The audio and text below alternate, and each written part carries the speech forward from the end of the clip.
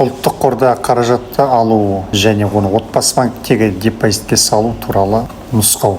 Ол үшін enpef-отбасы.kz сайтына кіріп, IT батырмасын, кіру батырмасын басып, электрон сандық қолтаңбаны таңдап, парольді қойып, мінекей өтініш берудің үлгісі.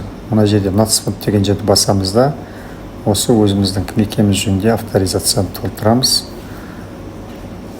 Одан кейін міндеттемемізді толтырамыз. Содан кейін ол ақшаны алуға, өтініш беруге сұраныс қалыптастырамыз. Кілтпен қол қоямыз.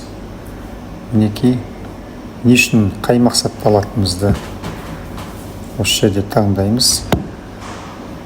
Қажетті қаражат мөлшері әр жылға әртүрлі. Осы жерде өтініш беру қалыптастырылады. Міне қандай мақсатқа сұралып жатқаны көрінеді.